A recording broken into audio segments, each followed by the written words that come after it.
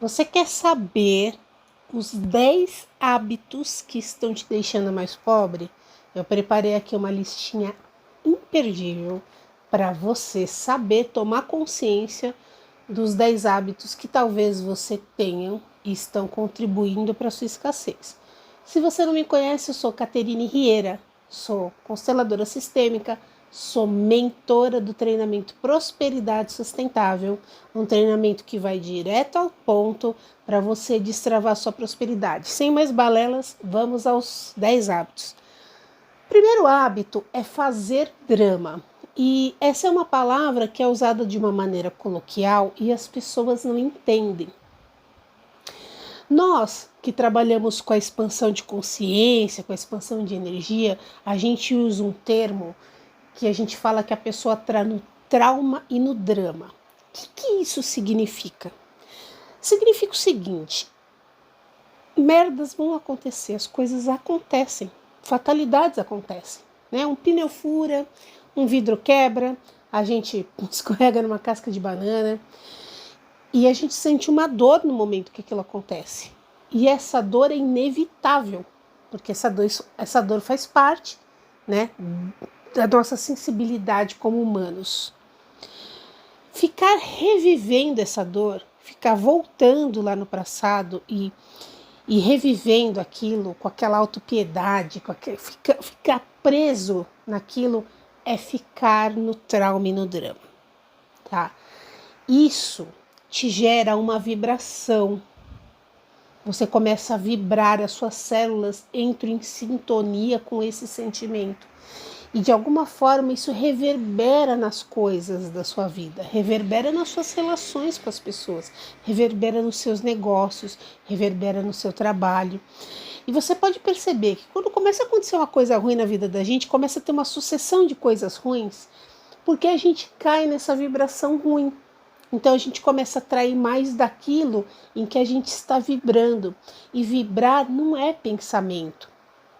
Não adianta a pessoa falar assim, eu rezo o dia inteiro. Não adianta ela rezar. Eu já fui essa pessoa que rezava o dia inteiro e eu tinha uma vibração ruim e eu sabia. Foi por isso que eu entrei para esse mundo da expansão de consciência, embora já esteja na área da psicologia há muitos anos. Mas essa questão da vibração eu não entendi. E eu procurava informação, porque eu pensava, não está adiantando nada eu rezar, eu continuo vibrando, eu continuo sentindo coisas ruins. Então, primeira dica, saia do trauma e do drama. Caterine, como eu faço isso? Não fique remoendo, ruminando o que já passou. Segunda dica, para de reclamar. Reclamar é clamar mais. Quando a gente clama por aquilo, aquilo vem mais. Quanto mais a gente fala de uma coisa, mais aquilo se alastra. Quando acontece alguma coisa ruim comigo, eu procuro não dividir isso com muitas pessoas. Tá? Eu sou o tipo de pessoa que eu preciso desabafar, talvez você seja, então eu desabafo com uma pessoa e aquilo encerra o assunto. Eu não fico dando pano para manga, porque eu acho que quanto mais a gente fala daquilo, mais aquilo cresce. Quanto mais a gente dá atenção para uma coisa, aquilo cresce. Se a gente tem dívidas e dá atenção para essas dívidas, elas vão crescer, tá? E reclamar a mesma coisa. Vou te ensinar um truque, porque a reclamação é um condicionamento que a gente não percebe que a gente tem. É igual um vício de linguagem, um tique, a gente faz e nem percebe que tem. Como você vai começar a perceber que você está fazendo para você parar de fazer? Você vai usar no seu corpo um objeto que você não tenha hábito de usar. Tá? Então, por exemplo, eu sempre estou de pulseira. A pulseira não vai fazer diferença para mim, eu não vou perceber. Mas se eu colocar um elástico daqueles de dinheiro apertado no meu pulso, ele vai me incomodar. Então tem que ser algo assim, tá? Você não usa anel, coloca um anel no dedinho grande que vai te incomodar.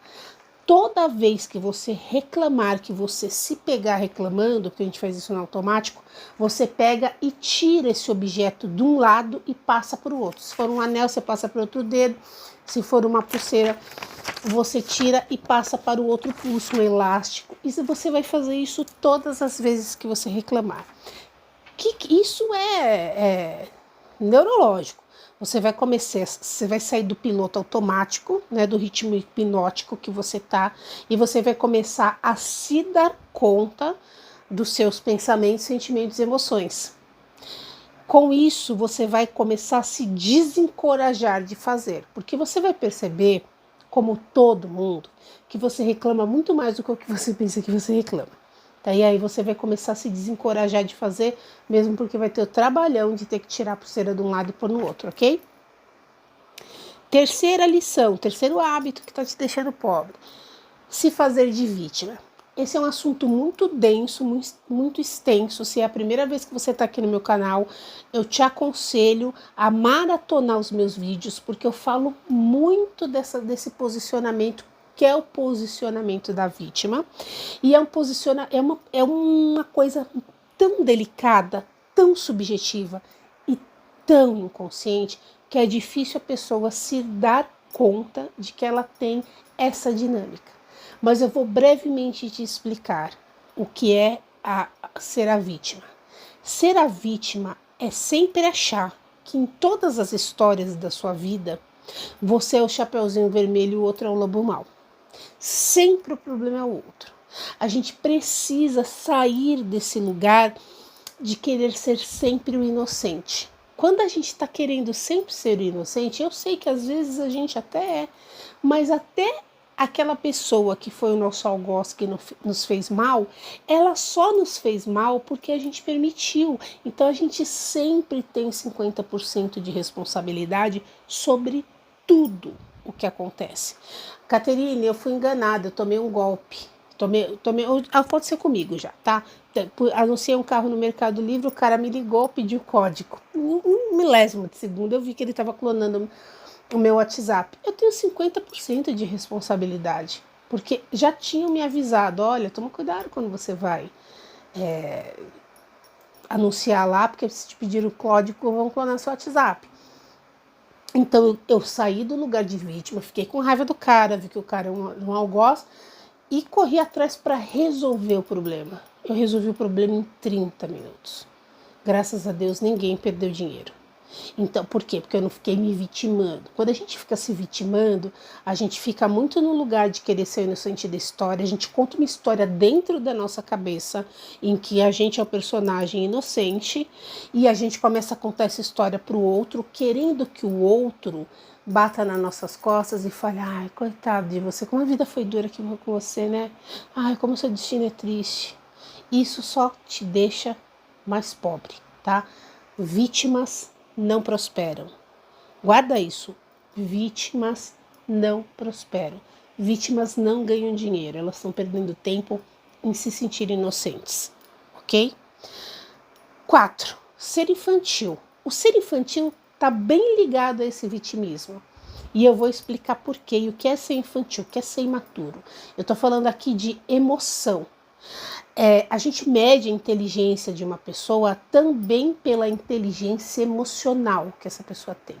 E o que é inteligência emocional? É capacidade de resiliência, é capacidade de saber tolerar e lidar com frustrações, é gestão de complexidade, gestão de problema, tudo isso monta a nossa inteligência emocional, tá? Então, assim, a pessoa que é infantil, que é imatura, o inconsciente dela tá preso na criança que um dia ela foi. Ela ainda, no fundo, no inconsciente dela, numa instância muito inconsciente, talvez, às vezes não, ela ainda tem uma cobrança com os pais. Ela ainda acha que o pai ou a mãe não fez o suficiente por ela, que o pai deveria ter feito isso, que a mãe deveria ter feito aquilo, que o pai não foi um bom marido, que a mãe não foi uma boa esposa. Ela tem cobranças. Uma pessoa que tem esse tipo de cobrança com relação aos seus genitores, essa criança ela está presa lá no passado, na criança que um dia ela foi. Então ela não consegue ir para a vida amadurecer. E ela tem comportamentos infantis, imaturos. Quem que é a pessoa imatura? É aquela pessoa que leva tudo pro pessoal. Então, você está falando de negócios e a pessoa acha que você critica o trabalho dela e ela acha que você está ofendendo ela, que isso é pessoal, por exemplo. Ela não tem maturidade para cumprir prazo, ela procrastina, ela é melindrada, qualquer coisa que você fale para ela, ela se ofende. Uma pessoa dessa não tem como se posicionar na vida. Crianças não ganham dinheiro, então guarda. Vítimas não ganham dinheiro. Crianças não ganham dinheiro. E a criança que ganha, ela não sabe administrar, ela não tem maturidade emocional. Então ela vai ganhar dinheiro e ela vai gastar tudo com brinquedinhos. Ela vai comprar, vai trocar, vai comprar um iPhone, vai comprar um tênis de R$ 2.000, porque ela nunca vai conseguir ter nada na vida, tá? Depois, mais pra frente, eu vou entrar aí nesse como usar o dinheiro. Quinto hábito que te deixa pobre é querer receber antes de dar.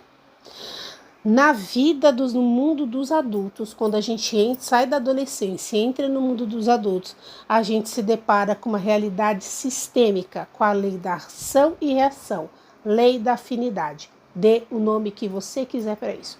O fato é que a gente primeiro vai plantar e depois colher. Isso é uma lei biológica, é uma lei da natureza.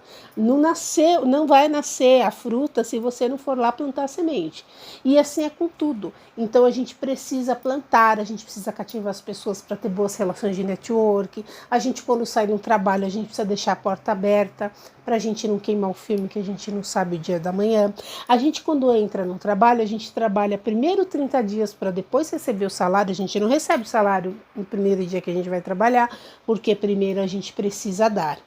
Querer cobrar algo, achar que você tem direito, querer pleitear seus direitos, sem isso ainda ter te custado algum sacrifício, a conta não fecha, tá? Então, assim, não existe almoço grátis. Dê. Entrou para trabalhar num lugar novo, dê o seu melhor. Quem trabalha só pelo dinheiro, sem propósito, não prospera.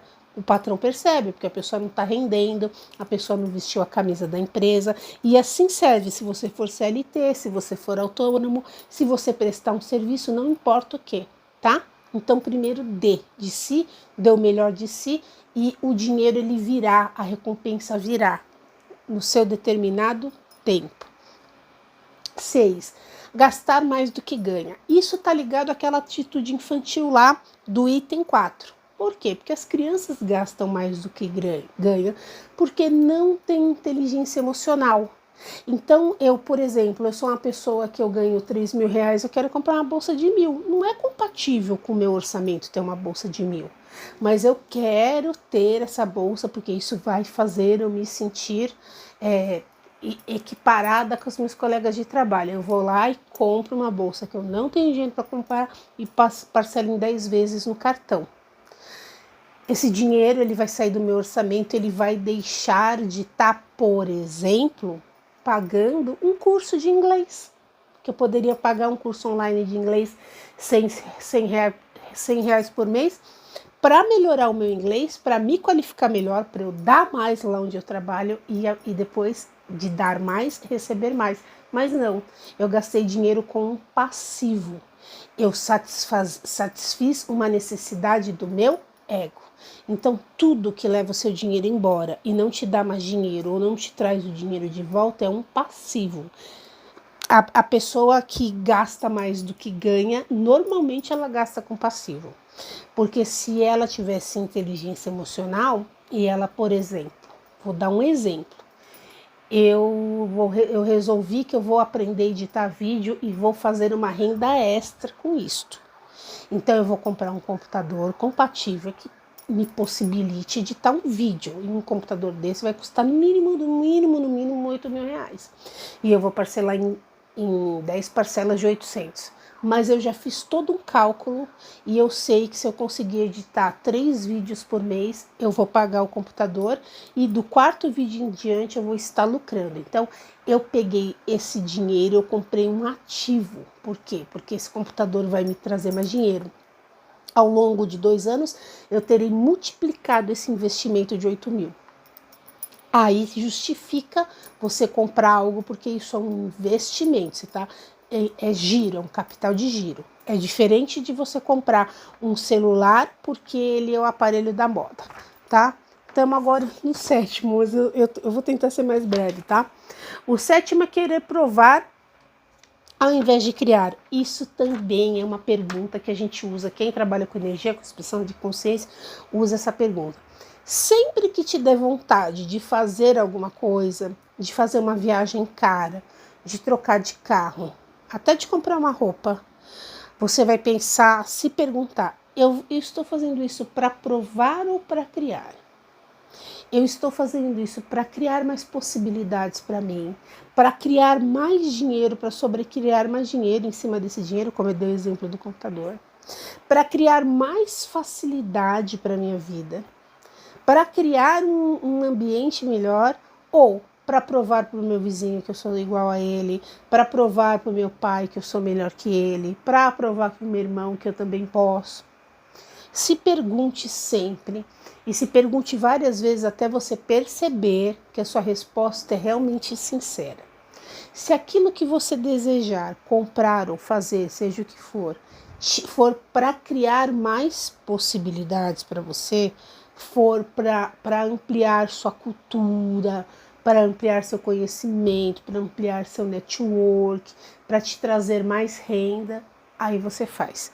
Se for para provar como você comprar uma bolsa de R$ 1.000, é para provar que você pode ter uma bolsa, né? Então, se for para provar, não compra, ok? Não, mas Caterine, no meio que eu vivo é importante, eu trabalho em escritórios que só tem pessoas de alta sociedade, não sei o quê, e eu visito clientes todos os dias, e isso é importante, o meu visual é importante, eu preciso estar com o terno bem cortado, porque isso vai fazer eu fechar mais negócios, ok. Inclusive, tem pesquisas aí que realmente falam que um vendedor, quando ele vai visitar um cliente de terno, ele dobra a possibilidade dele de fechar um negócio. Então, aí justifica um terno bem cortado, né? Principalmente que terno mal cortado é uma coisa que todo mundo repara. Terno mal cortado e sapato mal acabado, né? Então, você entendeu? Agora, você querer satisfazer um desejo, eu mereço, eu mereço. Aí não. Me perdi aqui no número, tô no 8 agora, né? Procrastinação. Cara, você conhece pessoas que são outliers, que são pessoas de alta performance, que são procrastinadores? Eu não conheço. Eu conheço os caras que trabalham 18 horas por dia, por isso que eles têm o que eles têm. Então, eu sei que tem momentos na vida que a gente precisa entender o que é prioridade, o que é urgência, o que tem que fazer primeiro e que às vezes até é difícil. Mas procrastinar é um hábito que te leva para escassez, porque as pessoas te descredibilizam, as pessoas perdem a confiança em você, você perde a confiança em você, você perde a autoestima. Então, evite pegar para si mais coisa do que você é capaz de dar conta e tenha, agora não está aqui na minha mão, tá na mão, vou pegar. Tenha um planejamento diário, tá? Eu faço desse jeito. Eu coloco as atividades que eu gostaria de desempenhar, as que eu desempenho sempre, por exemplo, eu vou no Pilates 3 vezes por semana, não tá aqui, porque eu vou mesmo. Agora, andar não é uma coisa, eu tenho que ter aqui, andar. Aí eu tenho que ter meditar. São coisas que eu ainda não tenho o hábito de fazer. E que quando chega no final do dia eu falo, não fiz isso. Então eu tenho uma planilha, eu imprimo todo mês uma planilha limpa, não importa, você pode usar um caderno. Eu ponho nessas linhas os hábitos que eu quero cumprir e no final do dia eu venho aqui e coloco sim ou não. E no final do mês eu somo e eu vejo quantos sim e quantos não eu tive em cada. E aqui tem coisas de trabalho também. Por exemplo, post no LinkedIn, eu postei no LinkedIn, eu prospectei cliente. Então, faça isso para você não procrastinar. Isso aqui pode ser infinito. E aí você pode colocar as atividades que você se propôs a fazer e que você precisa terminar dentro de um determinado período, para que você possa cumprir. Sempre lembrando, quando a gente tem metas, elas precisam ser plausíveis. Quando a gente tem uma meta que é impossível, a gente desencana de fazer. Porque a gente não vai fazer, eu não vou correr 10 km por dia porque eu não corro, então eu não posso pôr meta. Eu ando 8 km de boa, então eu vou pôr que eu ponho andar, porque eu sei que eu dou conta de andar. Tem dia que eu vou andar 4, tem dia que eu vou andar 8. Correr eu não vou correr nenhum, eu não vou pôr, é impossível, isso vai me desmotivar. Agora, se eu ponho uma coisa muito fácil, andar 2 km, eu também não vou fazer, porque é tão fácil, é tão pouco. Então a gente tem que colocar uma coisa que nos desafie, mas que seja plausível, tá? Não vai no impossível, senão você está sendo infantil. 9. Falta de gratidão. Eu acho que esse é o hábito mais importante que a gente precisa ter. Quando a gente começa a agradecer o que a gente tem, mesmo que o que a gente tenha não seja o que a gente queria, o que a gente gostaria, mas quando a gente começa a falar assim, o que tem para hoje, eu vou agradecer por isso, a vida da gente começa a entrar num fluxo melhor, porque a gente entra no flow, porque a gente já tem gratidão pelo que já tem, a gente para de reclamar. Tenha gratidão pelo seu trabalho, mesmo que ele não seja o trabalho ideal para você, mas ele está pondo comida na sua mesa hoje. Tenha gratidão pelo seu parceiro, pela sua parceira. Você também tem defeitos. Você também é uma pessoa difícil, não é só o outro. Tenha gratidão por o que essa pessoa fez por você. Tenha gratidão pelos pais que você tem, pelos filhos que você gerou. Começa a enxergar o lado bom, tá? A vida fica muito mais fácil quando a gente enxerga o lado bom.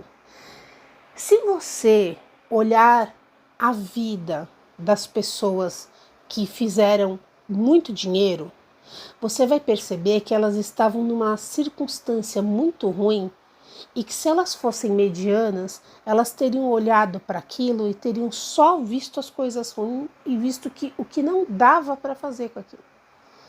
Mas quando você vai olhar a vida dessas pessoas, quando você vai saber da história delas, você percebe que elas, com uma adversidade que tinha, ela viu uma possibilidade.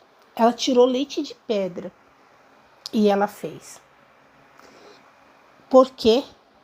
Porque ela conseguiu ter gratidão pelo que tinha. Ela não olhou para o meio copo vazio, ela olhou para o meio copo cheio.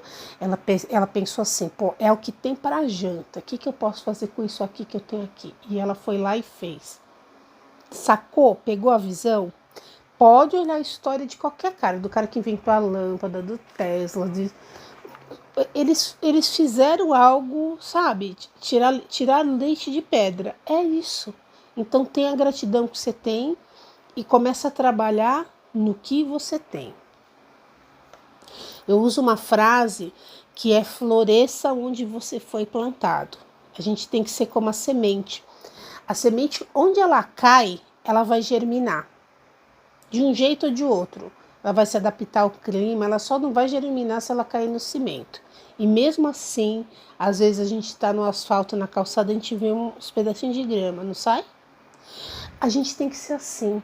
A gente não, enquanto a gente espera as melhores condições, os melhores lugares, tudo tá bom para a gente começar a fazer, a gente nunca vai sair do lugar. Se a gente começa com o que a gente tem, a gente começa de alguma forma. Voltando, pessoas que ficaram milionárias, multimilionárias, algumas vendendo bolo, vendendo brigadeiro, vendendo pão de queijo, tem infinitas, vendendo o cogumelo do sol, tem infinitas histórias. A pessoa floresceu onde ela foi plantada, tá bom? 10. Falta de resiliência. Isso é um resumo, né, de todas as anteriores, que é isso que eu tô falando do florescer onde foi plantado. O que é resiliência? Resiliência é um termo da física, né? Que é a capacidade de um material aguentar determinadas situações, como temperaturas altas, temperaturas baixas, enfim, pressão. Nós precisamos ter essa resiliência. Sabe a flexibilidade do bambu? Ele enverga, mas não quebra? A gente precisa ter essa resiliência. Muitas vezes a vida vai dar umas porradas na gente. A gente vai envergar, a gente pode até cair, mas a gente precisa ser resiliente para levantar. Como que a gente é resiliente? Não reclamando, não sendo vítima, não se melindrando, entendendo que nada é pessoal, entendendo que merdas acontecem, entendendo que tem determinados períodos que quando as coisas ficarem mais difíceis ou se ficarem mais difíceis, que a gente não pode reclamar, que a gente precisa ter aceitação. Não ter resiliência é escolher o sofrimento. É aquilo que eu falei no começo do vídeo. A dor é inevitável, o sofrimento é opcional. Quando eu sofro, quando eu fico rememorando aquela dor inicial, aquela dor é um sentimento primário, aconteceu algo que me causou dor, ponto. E eu aprendi uma lição com isso, e daqui para frente eu vou ser uma pessoa diferente, porque eu vou fazer algo com essa lição que eu aprendi, ok? Isso é saudável, isso é um hábito de prosperidade. Aconteceu uma dor comigo, tomei um solavanco da vida e eu fico voltando nessa dor e me vitimizando e me lamentando e tendo dó de mim e tendo autopiedade e não tendo força. E aí eu vou me chafurdando na piscina de merda que eu falo. Isso é falta de resiliência. Resiliência é, resumindo para acabar esse vídeo, que eu sei que ficou longo, mas é um vídeo com conteúdo importantíssimo. Resiliência é, aceita que dói menos. Diga sim para o seu destino. Eu não posso voltar no passado e fazer diferente. Então, eu aceito aquilo, eu tento digerir aquilo. Eu vou trabalhar na minha terapia as sequelas que aquilo me deixou, mas eu vou seguir em frente. Sempre em frente. Como eu digo, continue a nadar. Eu vou ficando por aqui. Se você gostou do meu conteúdo, eu tenho um livro digital chamado Perrengue Nunca Mais, onde eu explico com muitos detalhes sobre várias das coisas que eu falei aqui. E eu tenho um treinamento completo com mais de 50 aulas, chamado Treinamento Prosperidade Sustentável, onde a gente vai detalhadamente abordar todas as atitudes necessárias para você começar a fazer uma mudança para prosperar. Esse treinamento é muito completo, ele tem e-books, ele tem material de áudio, ele tem aulas de coach. Eu vou pegar você pela mão e a gente vai juntos limpar todas essas memórias que você tem de dor, de sofrimento. A gente vai limpar tudo isso que eu falei aqui, coisas que talvez você não consiga sozinha fazer. Junto comigo você vai conseguir. Na descrição desse vídeo tem meu contato, se você quiser fazer uma constelação individual comigo, ou se você quiser fazer um pacote terapêutico comigo. Eu também atendo individual, um pacote de 4 sessões, ok?